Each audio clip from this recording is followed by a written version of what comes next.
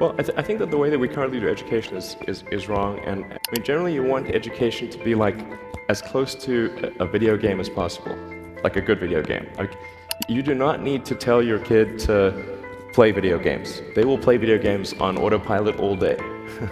So if you can make it interactive and engaging, then you can make education far more compelling and far easier to do. So I think that's how it should be, and it shouldn't be that you've got like these grades where people move in lockstep, and so everyone goes through, goes like normally, we'll go through English, math, science, and so forth from like 5th grade to 6th grade to 7th grade, like it's an assembly line. But people are not objects on an assembly line. That's a ridiculous notion.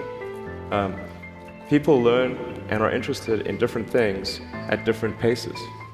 So you really want to disconnect the whole grade level thing from the subjects. Allow people to progress at the fastest pace that they can or are interested in each subject. It seems like a really obvious thing.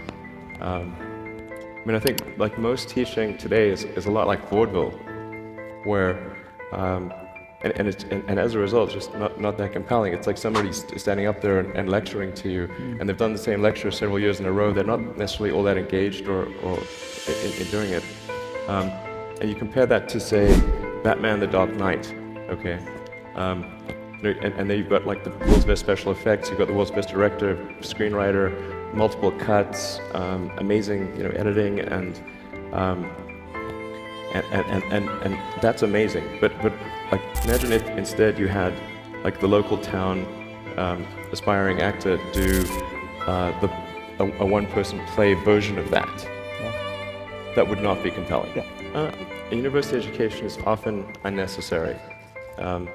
That's not to say it's unnecessary for all people, but I think you probably learn about as much, or the vast majority of what you're going to learn there in the first 2 years, and most of it is from your classmates. Because you can always buy the textbooks and just read them. Like, nobody's stopping you from doing that. Or go online. Or go online. Now for a lot of companies, they do want to see the completion of the degree, because they're looking for someone who's going to persevere and see it through to the end, and that's actually what's important to them. So it really depends on what somebody's goal is. If the goal is to start a company, I would say no point in finishing college. In my case, I had to, otherwise I'd get kicked out of the country. Yeah. So that was important. But although you went on and got a master's degree as well, right? I came out to Silicon Valley to do a PhD at Stanford in applied physics and material science to work on ultracapacitors for use in electric cars. And that's what I was going to do. And then I decided to put that on hold to start a company. But since I already had my undergrad, I could then get an H-1B visa and that kind of thing. So the H-1B visa requires a degree. But other than that, I would have, if that wasn't the case, I probably would have stopped education sooner. Did you not go to Wharton for? Yeah. I did dual undergrad in physics and business at Wharton. I see. Yeah, but it was undergrad, not master's. Understood. Well, first of all, you don't need college to learn stuff, okay? Everything is available basically for free. You can learn anything you want for free. It is not a question of learning. There is a value that colleges have, which is like, seeing whether can somebody work hard at something, including a bunch of sort of annoying homework assignments, and still do their homework assignments, and kind of soldier through and get it done. That's like the main value of college. And then also, if you probably want to hang around with a bunch of people your own age for a while instead of going right into the workforce. So I think colleges are basically for fun and to prove you can do your chores, but they're not for learning. If you think like, what is education? Like, you're basically downloading data and algorithms into your brain, and it's actually amazingly bad in conventional education. Because like, it shouldn't be like this huge chore. But I mean, I think a lot of the things that I would say you've probably heard 100 times, and in fact are, if not doing. Like, the more you can gamify the process of learning, the better. Like, for my kids, I do not have to encourage them to play video games. Yeah. Okay. Yeah. I have to like pry them from their hands, Yeah. like Yeah. crack. Yes, yes. It's like drop that crack needle. Yeah, yeah. You have that problem at your house too. Yeah, Yes, exactly. the crack is addictive. So it's it's to the degree that you can make somehow learning like a game, then it's better. And I think unfortunately, like a lot of education is very vaudevillian. You've got someone standing up there kind of lecturing at people, and they've done the same lecture 20 years in a row, and they're not very excited about it. And that lack of enthusiasm, is conveyed to the students. They're not very excited about it. They don't know why they're there. Like, why are we learning this stuff? We don't even know why. In fact, I think a lot of things people learn, probably there's no point in learning them. They never use them in the future. But we have to say, like, people, I think, don't stand back and say, well, why are we teaching people these things? And we should tell them probably why we're teaching these things. Because a lot of kids just in school kind of puzzled as to why they're there. And I think if you can explain the why of things, then that makes a huge difference to people's motivation. Then they understand purpose. So I think that's pretty important, and just make it entertaining.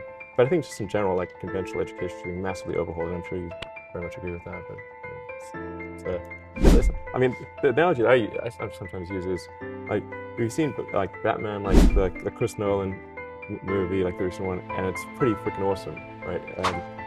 And you've got incredible special effects, great script, multiple takes, amazing actors, and great sound, and it's very engaging. But if you were to instead say, okay, even if you had the same script, so at least it's the same script, and you said, okay, now that script, instead of having movies, we're going to have that script performed by the local town troupe. Right. Okay, and so in every small town in America, if movies didn't exist, they would have to then recreate The Dark Knight. Right. With like home sewn costumes and like jumping across the stage. And not getting their lines quite right, and not really looking like the people in the movie, and no special effects and everything. And, I mean, that would suck. It would be terrible. That's right. Very, very, very. That's education. That's education. There's no need even to have a college degree at all, or even high school. I mean, if somebody graduated from a great university, that may be an indication that they will be capable of great things, but it's not necessarily the case. If you look at, say, people like Bill Gates or Larry Ellison, Steve Jobs, these guys didn't graduate from college. But if you had a chance to hire them, of course, that would be a good idea. So, just really looking just for evidence of exceptional ability. And if there's a track record of exceptional achievement, then it's likely that will continue into the future. Sure. So how would you educate your 5 boys? Actually, I created a little school. Yeah. What kind of school? Could you describe to us? Sure. It's small. It's only got 14 kids now, and it'll have 20 kids in September. It's called Ad Astra, which means to the stars. That's maybe a bit different from most other schools. Is that there aren't any grades. There's no like not grade 1, grade 2, grade 3 type of thing. And making all the children go in the same grade at the same time, like an assembly line. I know. Because some people love English or languages, some people love math, some people love music, and they have different abilities at different times. It makes more sense to cater the education to match their aptitudes and abilities. So I think that's one principle. Another is that it's important to teach problem solving, or teach to the problem, not to the tools. So this would be like, let's say you're trying to teach people about how engines work, or you could start by a more traditional approach would be to say, well, we're going to teach you all about screwdrivers and wrenches, and you're going to have a course on screwdrivers, a course on wrenches, and all these things, and this is a very difficult way to do it. A much better way would be like, here's the engine, now let's take it apart. How are we going to take it apart? Oh, you need a screwdriver. That's what the screwdriver is for. You need a wrench. That's what the wrench is for. And then a very important thing happens, which is that the relevance of the tools becomes apparent. So all your 5 boys are in that school? Yes. Until when? This is from I don't know. preschool So far to... it's only 1-year-old. But they like it. They like it. Yeah. And you want to keep them away from regular schools? No, I just didn't see that the regular schools they weren't doing the things that I thought should be done. Like, those 2 principles, they weren't adhering to those principles. So I thought, well, let's see what we can do. Maybe creating a school will be better. And I actually hired a teacher from the school they were at, who also agreed with me that there was a better way to do it. Have they surprised you in a way of their innovative thinking? Yeah, it seems to be going pretty well. The kids really love going to school. I think that's a good sign. I hated going to school when I was a kid. It was torture. So the fact that they actually think vacations are too long, like they want to go back to school. Wow. Yeah, exactly. Try to be useful. Do things that are useful to your fellow human beings, to the world. It's very hard to be useful. Very hard. Are you contributing more than you consume? Can you try to have a positive net contribution to society? I think that's the thing to aim for.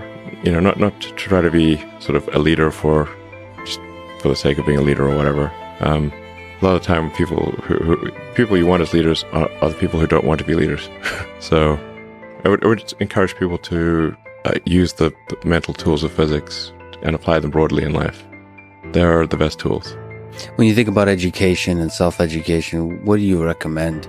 So there's the university, there's self-study, there is hands-on, sort of finding a company or a place or a set of people that do the thing you're passionate about and joining them as early as possible. There's taking a road trip across Europe for a few years and writing some poetry. Which trajectory do you suggest in terms of learning about how you can become useful, as you mentioned, how you can have the most positive impact? But I'd encourage people to read a lot of books. Just read, basically try to ingest as much information as you can, and try to also just develop a good general knowledge. So you at least have like a rough lay of the land of the knowledge landscape. Try to learn a little bit about a lot of things.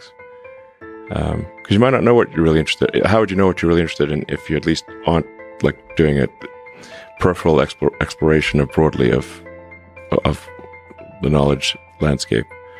And talk to people from different walks of life and different industries and professions and skills, and learn as much as possible. But just generally, like I said, I would encourage people to read broadly in many different subject areas, and then try to find something where there's an overlap of your talents and what you're interested in. So people may be good at something, or they may have skill at a particular thing, but they don't like doing it. Mm-hmm. So you want to try to find a thing where that's a good combination of the things that you're inherently good at, but you also like doing.